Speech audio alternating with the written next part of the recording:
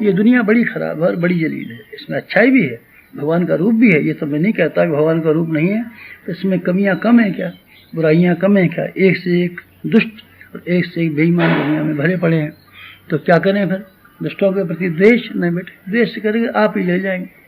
ईर्षा से भी आप जल जाएंगे, प्रसोच से भी आप जल जाएंगे।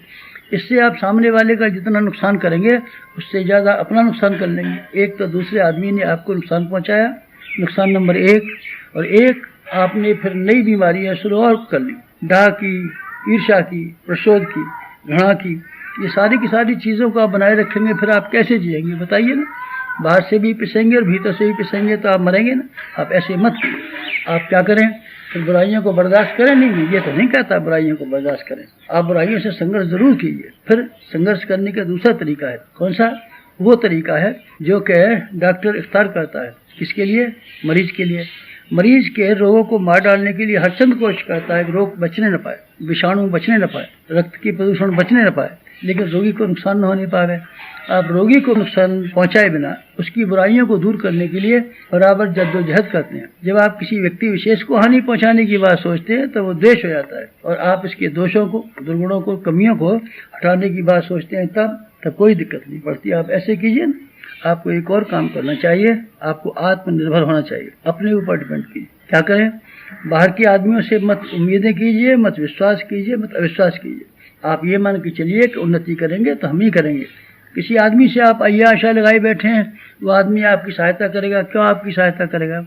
आस बिरानी जो करे जियत ही मर जाए, ये देहात की कथा है। आप ठीक है, वक्त मिल जाएगा तो सहायता मिल भी सकती है, नहीं भी मिल सकती, पर जो भी आप कदम उठाएं अपने पैरों पर मदद करके उठाएं। उम्मीद ये करें ये काम हमको करना और हम ही करेंगे। अगर आपका ये आत्मविश्वास है तब फिर आपको आत्मनिर्भर व्यक्ति कहा जाएगा। सूरज किसी पर डिपेंड नहीं करता कि हमको कोई अर्घ चढ़ाएगा कि नहीं चढ़ाएगा। हवा किसी पर डिपेंड नहीं करती, किसी की अपेक्षा नहीं करती। चंद्रमा किसी की अपेक्षा नहीं करता, जमीन किसी की अपेक्षा नहीं करती, और आप किसी की अपेक्षा मत कीजिए। इसका अर्थ ये नहीं है कि आप सहयोगी जीवन न जिएं, परस्पर मिलना जुलना न करें, विधेयात्मक चिंतन जिससे कि आदमी देवता बन जाते हैं। खराब आदमी है इसको हम अच्छा बनाएंगे, सज्जन बनाएंगे, ये क्यों नहीं सोचते? खराब आदमी है तो हम इसको मार डालेंगे, उसकी हत्या कर डालेंगे, ये क्यों सोचते? ये मत सोचिए। आप दृष्टिकोण को बदलिए ना। जो कुछ भी आपको पास मिला हुआ है वो कम नहीं है, बहुत मिला हुआ है।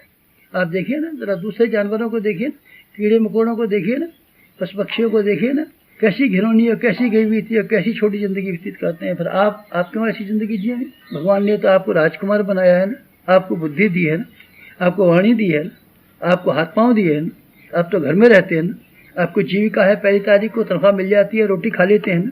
दूसरे जानवरों को देखिए, उन बेचारों को न कोई तनख्वाह है, न कोई नौकरी है, न कोई कपड़ा है, न कोई बोलने का ढंग है। इन सब के तुलना में आपको कितना मिला हुआ है, आप इस पर खुशी नहीं मना सकते, आप प्रसन्न नहीं हो सकते, आपके चेहरे पर मुस्कुराहट नहीं आ सकती कि जो हमारी वर्तमान परिस्थितियां हैं उसमें हमको प्रसन्न रहने का हक। आप तो हमेशा अभावों को सोचते रहते हैं। अभावों को सोचने का अर्थ होता है नरक। अभावों को ध्यान में नहीं रखना चाहिए, उसको दूर नहीं करना चाहिए, ये मैं नहीं कहता हूँ। मैं तो ये कहता हूँ आप हमेशा अपने आप को अभावग्रस्त दरिद्र और कंगाल मानते बैठे रहेंगे तो आप दरिद्र और कंगाल ही रह जाएंगे। आप मत अपने आप को दरिद्र मानिए, मत अपने आप को कंगाल मानिए। फिर आप ये मान के चलिए कि आप देवता हैं। देवता हो गए तो देने में समर्थ हैं, आपके पास देने को बहुत है। जैसा पैसा हमारे पास कम है तो पैसा कौन मांग रहा है आपसे? और पैसा देकर के आप क्या भला करेंगे आदमी का? आप दूसरों को प्यार दीजिए, आप दूसरों को सम्मान दीजिए ना। देखिए सम्मान का दुनिया की कितनी प्यासी है। लोगों को प्रोत्साहन दीजिए ना। देखिए आपको प्रोत्साहन देकर के छोटे छोटे आदमी क्या से क्या बन सकते हैं। देने के लिए कुछ कम है क्या? आप मेहनत दे दीजिए, आप लोगों के लिए सहानुभूति दे दीजिए। देने के लिए कुछ भी कम नहीं है। आपके पास देने की अगर मनोवृत्ति हो तो आप कुछ भी दे सकते हैं। आप 4 रोटी खाते हैं, 3 रोटी खाइए और 1 रोटी बचा दीजिए गरीबों के लिए। फिर आप देखेंगे किस तरीके से आपको शांति मिलती है और किस तरीके से आप प्रसन्नता के नजदीक चले जाते हैं। भगवान का नाम प्यार है।